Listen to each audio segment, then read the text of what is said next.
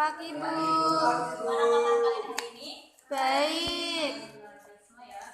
Nah, sebelum memulai pelajaran hari ini, alangkah baiknya kita berdoa terlebih dahulu. Doa kelasnya bisa diberi doa.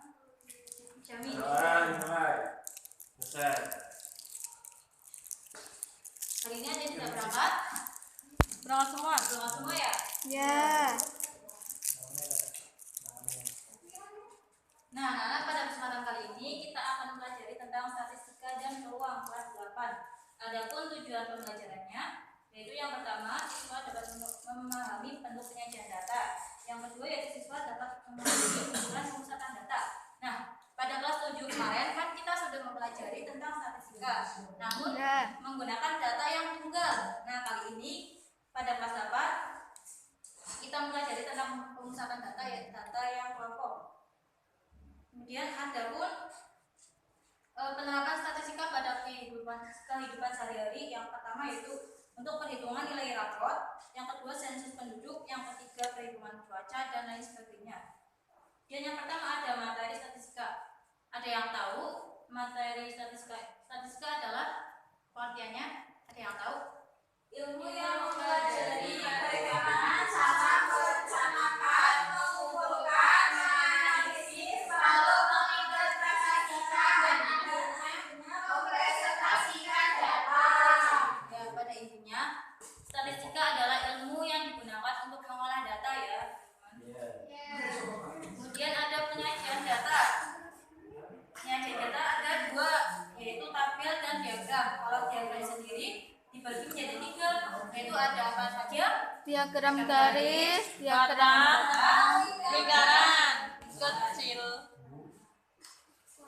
Nah, kemudian kita akan jabarkan satu-satu. Yang pertama ada tabel. Tabel sendiri yaitu penyajian data yang berbentuk kolom dan garis, digunakan untuk mempermudah pengelompokan data. Yang dimaksud garis ada yang mana? Garis itu yang mana? garis itu yang horizontal. yang mrene. Ya, garis itu yang horizontal dan yang kolom itu yang vertikal. Kemudian ada diagram garis. Diagram garis yaitu diagram yang ditunjukkan dengan titik yang dihubungkan membentuk garis. Pada diagram garis ini menggunakan sumbu X dan sumbu Y.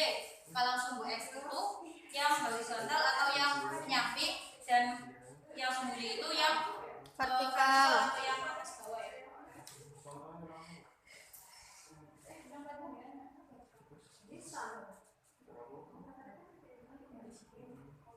Kemudian ada diagram batang. Pada diagram batang ini sama seperti diagram garis, menggunakan sumbu X dan sumbu Y yang ditunjukkan dengan batang sesuai dengan jumlah data yang ada pada sumbu Y.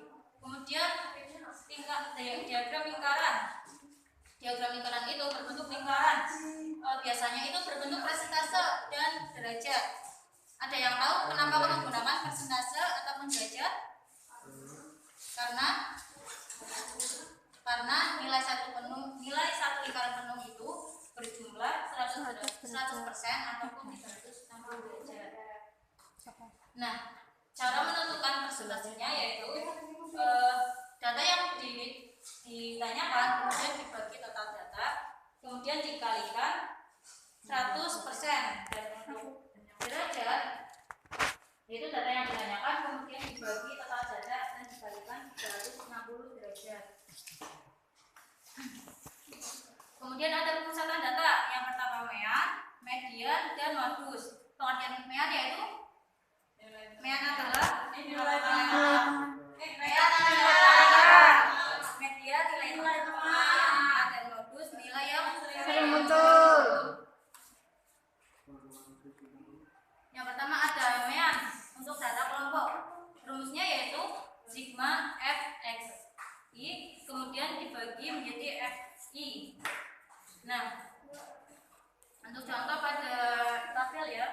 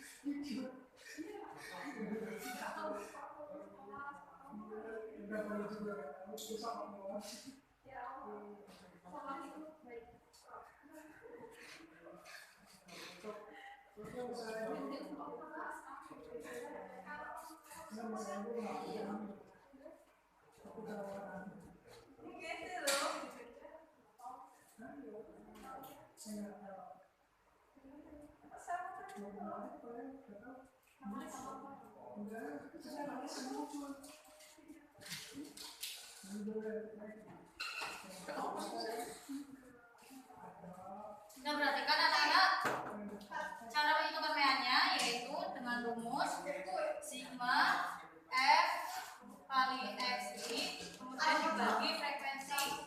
Nah, kita harus menentukan nilai tengah dari kelas intervalnya, yaitu yang pertama 50 sampai 54, nilai tengahnya yaitu 52. Kemudian yang kelas selanjutnya 55 sampai 59, nilai tengahnya yaitu 57 dan seterusnya. Kemudian kita dikalikan dengan frekuensi, menghasilkan 8 kali 52 yaitu 416. Kemudian 9 kali 57 menghasilkan 513 dan seterusnya. Totalnya yaitu 3.160. Maka kita masukkan di sini 3.160, kemudian dibagi total frekuensinya 50. Perhatikan ya anak, jangan mengobrol sendiri. Dibagi menghasilkan 63,2 kilo. Ada yang masih bingung? Bisa Bu. Paham. Paham. Kemudian kita lanjut ke median.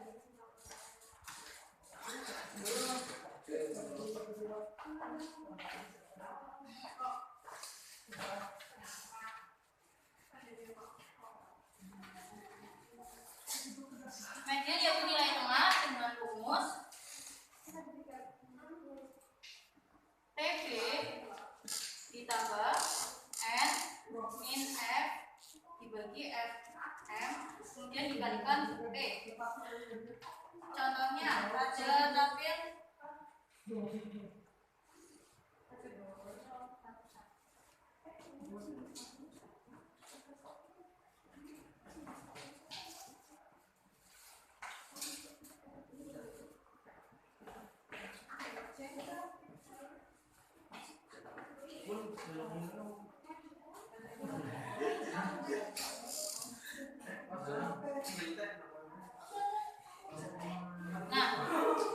perhatikan anak-anak. Nah, kita harus mencari N-nya terlebih dahulu. N-nya itu jumlah dari frekuensi ini. Berjumlah 40. N dibagi 2, 40 dibagi 2 sama dengan 20. Maka N-nya itu nilai 20. Berarti nilai dari media, nilai tengahnya berarti kan 20. Ini kan 12 berarti belum mencapai 20, maka kita menambahkan frekuensi yang bawahnya. 12 tambah 18 kan 30. Jadi nilai median itu berada pada kelas yang 111 sampai 120. Berarti ini merupakan kelas median. Kemudian kita menentukan TB-nya. TB yaitu nilai bawah dari kelas median. 111 dikurangi 0,5 menghasilkan 110,5. Kemudian frekuensinya yaitu frekuensi sebelum kelas median berarti 12, maka ini 12. FM frekuensi median 18 dan PP itu panjang interval, berarti jumlah kelasnya itu berjumlah 10 ya. Kita tinggal masukkan saja. TB-nya tadi berapa? 110,5.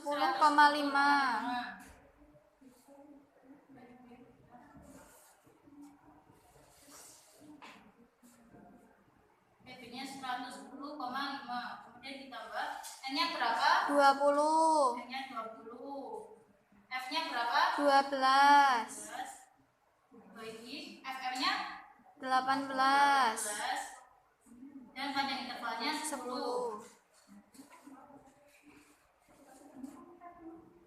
20 dikurangi 12 dibagi 18 sama dikali 10 menghasilkan 4,4. 110,5 ditambah 4,4 berapa? 114,9. Benar, 114,9. Ini ada yang masih bingung cara menentukan median pada data kelompok? Sudah jelas ya? Udah.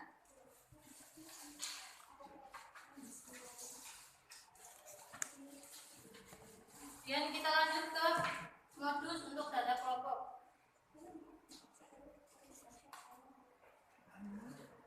Modusnya yaitu rumusnya TB ditambah D1 dan D1 plus D2 dikalikan panjang interval. Bisa cara mengerjakannya? Apa harus dijelaskan terlebih dahulu? Jelaskan ya. Contohnya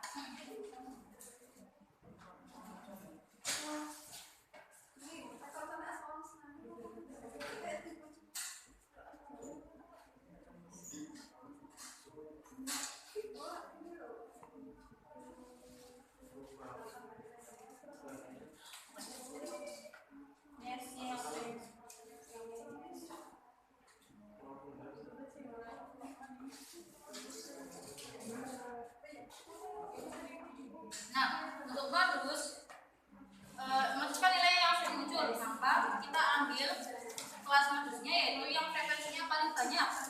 Yang frekuensinya paling banyak yang kelas mana? Yang kelas 50 sampai 59. Kita menentukan TB-nya terlebih dahulu. TB yaitu nilai bawah. Perhatikan ya anak-anak. TB yaitu nilai bawah dari kelas modus yaitu 50. Kurangi 0,5 menjadi 49,5. Kemudian D1 nya yaitu frekuensi modus dikurangi frekuensi sebelumnya, yaitu frekuensi modusnya kan 12 dikurangi sebelumnya kan 8, berarti dikurangi 8 sama dengan 4. Yang D2 12 dikurangi frekuensi sebelumnya, ya benar, hasilnya 3. Dan panjang intervalnya 10. Modus sama dengan TB plus D1 dibagi kali P. TB-nya berapa? 49,5 ditambah D1 4. 4 plus 3 dikali 10. Hasilnya 55,2. Ada yang mau ditanyakan?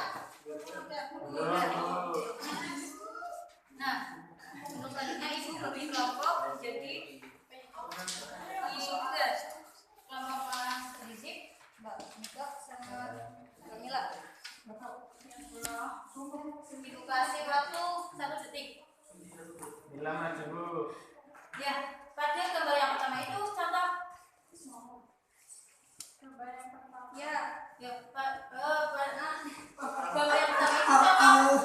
Dan ada bentuk apa? Kapel. Yang kedua bentuk apa? Yang kedua itu diagram batang. Diagram. Yang ketiga Diagram lingkaran. Yang keempat garis. Garis. Untuk contoh soal yang selanjutnya untuk tugas ya di rumah. Nah, tadi kita belajar tentang apa? Statistika. Ukuran pemusatan data adanya. Median. Modus. Untuk median data yang ada tabel. Diagram batang. Diagram garis. Diagram lingkaran.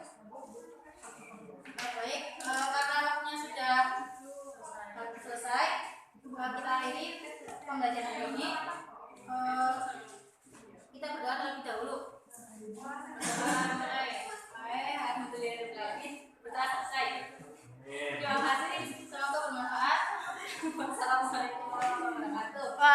Waalaikumsalam warahmatullahi wabarakatuh.